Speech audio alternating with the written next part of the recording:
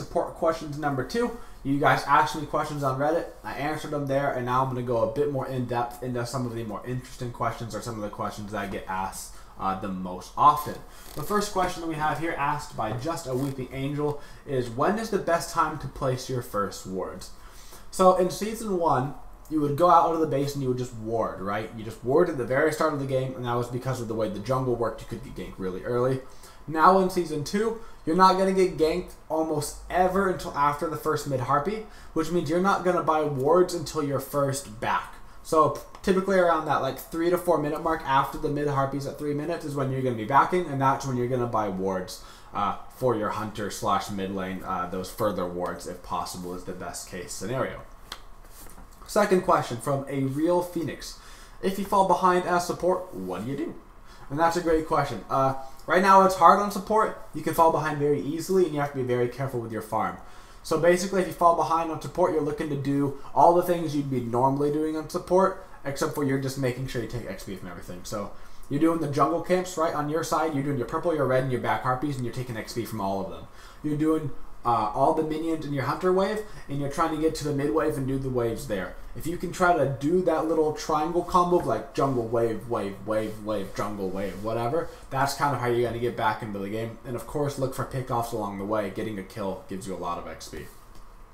Third question from I Only Use Mobile. He only uses mobile. That's all he uses. How do you feel about Cabrakan in the support role nowadays? I actually get asked about Cabrakan a lot, and I think it might be because I played Cabrakan at Worlds during the show match. He's fun, and he's cool, and he just doesn't bring enough to the table to really warrant picking him over Sylvanas, Athena, Ymir, Geb, Bacchus, Guan Yu. There's all these other gods that just do more in like a supporty way, where Cabrakan's almost more of a solo lane, like damage CC, but like more damage than CC, and not really peel, but kind of initiation, but not really. He's just in a weird spot, and he's not, his kit isn't built for support well enough. Question from Dormant123. You know those fights where your team gets so split that you get a feeling of mass confusion. What's your thought process when that happens? Do you prioritize peeling for your ADC or going for the backline? So basically, what happens is, boom, a fight starts out, you got to initiate, the fight splits up, and to the left is like their ADC, and to the right is like your ADC getting attacked, and you have two options, right? You either go kill their ADC, or you defend your ADC. Whatever choice you make, you have to make it instantly, and that's all that matters. Make a choice, go with it, stick with your decision. Either go to kill their ADC and keep them out of the fight, or peel for your ADC, but just do it fast. Don't wait in that middle line, just go do it. That's all that matters. Electro-Politician asks, if you're against a warrior and a normal hunter, is getting Sov a better idea than Mark of the Vanguard or Watcher's Gift? So a lot of people have been asking me, you know, can you avoid getting a starter item, right? That's basically what this question is asking. Can I avoid getting a starter item? And the answer is really no. Watcher's Gift is going to give you a bunch of gold for what you're doing, and Vanguard is going to give you a bunch of being a tank. If you start off without those and you go right into Sov, you're only going to be able to get tier 1 because you have to get Hog. And then you're going to have a gold amount left over for potions, and you can get a ton of potions, but then you're all awkward. Basically, no, you're looking to get Mark of the Vanguard Watchers, or if you're on a warrior, getting Bluestone Pendant. Those are the 3 options. There's nothing really deviating from that right now that's finding itself being viable. Crispy Noodles asks, how do you go about building Athena solo? So not necessarily a support-related question, but a support-related character, and a question that I do get asked a lot. For Athena solo now, back in Season 1, we used to build a Witchblade at the start. Now we're building your Breastplate at the start. Witchblade got nerfed, so we're not getting it. We're getting Breastplate. Tier 2 Breastplate, Hog, health potions. You get your blue buff. Now you have like 3 health potions. You have a ton of sustain in the lane. You have really good clear. You finish up your Breastplate first item. You go right into your Shoes of Focus. You have full cooldown already. After that, I typically like to get either an HP item or Void Stone, depending on how everything is looking. Ethereal Staff, I like a lot. Warlock Satch is fine, depending on how early you're getting your build done, and then working yourself into Void Stone after that. That's basically your set items are there. You get full cooldown, you have magic physical protection, you have good damage, you have good health, and you're going to be taunting everybody all the time. That's your basic build that you're looking at. Fire First asks, why is it so hard to get noticed as a support?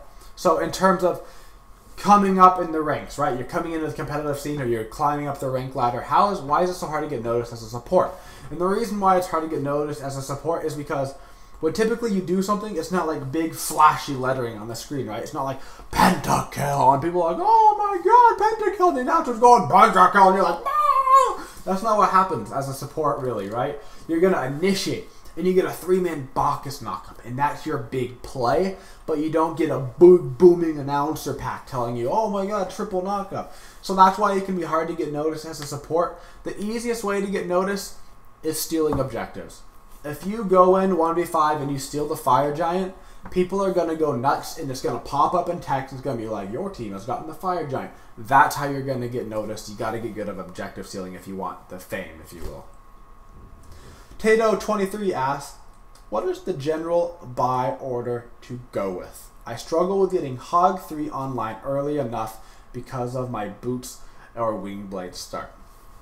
So basically what you're looking to do here is you're playing around, right? The game starts, blah, blah, blah. You get to the 3-minute mark. You get the mid-harpies. You're backing your first back. You generally have like 1,000 gold. Okay? So then you get tier 2 boots and 2 wards. Okay? 900 plus 100. That's your first buy. When you back the second time, you typically will not finish your boots, and you get tier 3 hog. You'll have like 800 gold or something. You get tier 3 hog, a couple more wards, and you go back out. So that second back is when you're looking to get tier 3 hog. By the third back, you'll finish your boots and maybe get a blink or whatever. It doesn't matter. But it's that second back that you're looking to get tier 3 hog, which will be about the 7-minute mark or so. And our last question from Woojer. When do I take last hits and when do I give them to the ADC? It's fairly straightforward. If you went Vanguard or Bluestone, feel free to take some last hits. Your ADC won't feel the damage. The little bit of gold to help you get some extra wards, it'll be totally fine. If you go Watcher's Gift, feel free to give your ADC all the last hits because you don't get the last hit benefit from taking last hits when you have the Watcher's Gift. So go ahead and let your ADC grab them. Thanks guys for watching the video. I'll make sure to do another support question on Reddit on Friday, so make sure if you have any questions about support, you can ask me there. And who knows, your question might just be on next week's episode of Answering Support Questions. Thanks for tuning out to the video, guys, and as always, have a twitching day, y'all.